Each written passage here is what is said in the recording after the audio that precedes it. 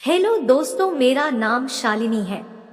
मेरी शादी को 3 साल हो चुके थे और मुझे मस्ती समागम करना हद से ज्यादा पसंद था। मैं अपने पति से छुपकर फोन और कंप्यूटर में वो वाली फिल्में देखती थी। वो फिल्में देख देख कर मेरी इच्छा आकाश छू जाती थी। मेरा दिल भी ग्रुप समागम करने को करता था। 2 मर्दाना आदमियों का नागराज एक साथ मेरे सुराखों में होने का ख्वाब मेरी चिड़िया को इस कदर गीला कर देता था कि बिना उंगली दिए बिना रहा नहीं जाता था। उस समय मेरी उम्र 28 साल थी और मेरा देवर बस 22 का था।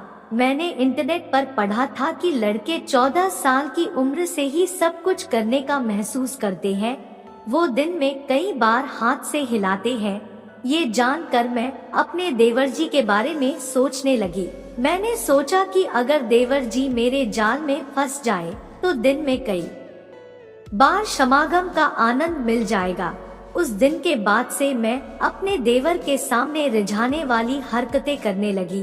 कभी मैं उनके सामने अपनी साड़ी का पल्लू गिरा देती तो कभी झुककर अपने उभारों को दिखाती हुए घर में झाड़ू मारती। मेरा जवान देवर धीरे धीरे मेरी इस जाल में फंसने लगा। कुछ दिनों बाद वो मुझे हर वक्त में फंसने लगा, अपनी वैसी निगाहों से देखने लगा। एक दिन वो टेबल पर खाना खा रहा था, तभी मैं वहां जाकर टेबल साफ करने का नाटक करने लगी। मैंने अपने ऊपर उठाकर ब्लाउज से आधा बाहर निकाला और टेबल को कपड़े से घिसने लगी। मेरा देवर आंखें फाड़ कर मुझे देखने लगा। मेरे दिल में जो था वो समझ गया, क्योंकि टेबल तो साफ था। फिर उसने अपना सीधा हाथ टेबल के नीचे किया और अपना ओ पकड़कर मसलने लगा। मेरे हिलते हुए अमरूद देखकर वो वही बैठा कर हाथ से करने लगा।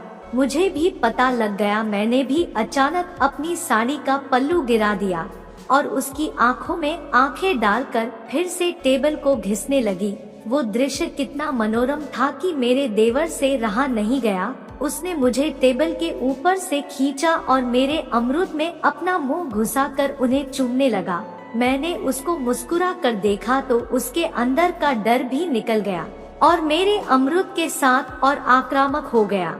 उनके हाथों और मुंह की आक्रामकता से मेरे अमरूद लाल हो गए और मैंने उसको पीछे धकेलते हुए कहा, देवर जी ये सही जगह और वक्त नहीं है।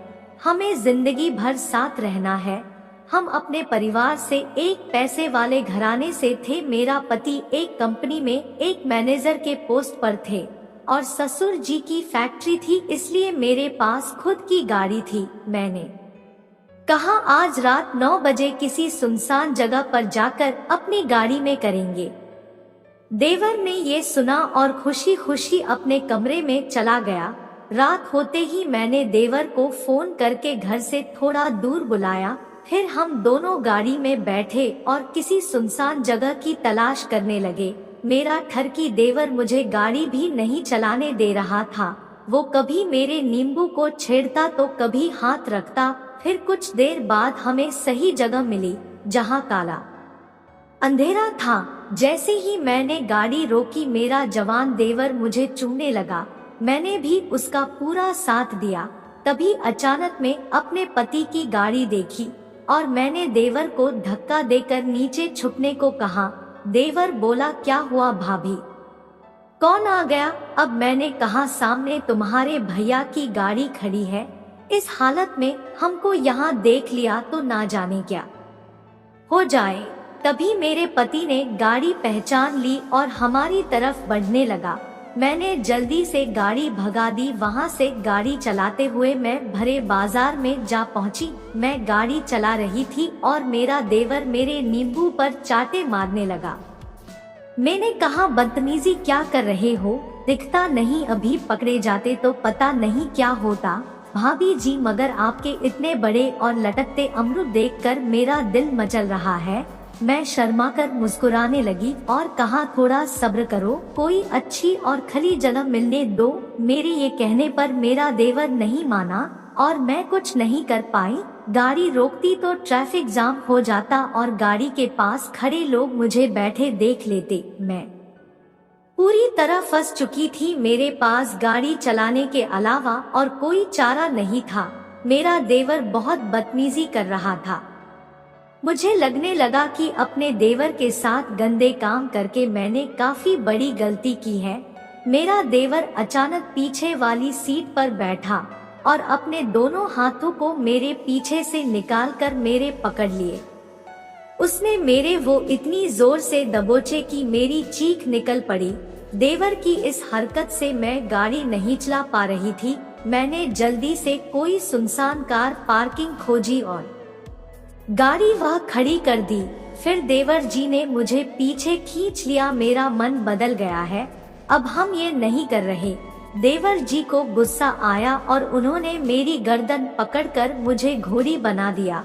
कुछ लोग हमारी गाड़ी को देख रहे थे। वो लोग ऐसे देख रहे थे जैसे वो गाड़ी के आर पार देख पा रहे हो। तभी कुछ जवान लड़कों का समूह गाड़ी में बैठकर आया और उन्होंने हमारी गाड़ी को हिलती हुई देख ली। वो लड़के भी जोर जोर से हंसने लगे और वीडियो बनाने लगे, पर मेरा देवर कुछ नहीं किया। उसे बाहर देखने का वक्त कहा था।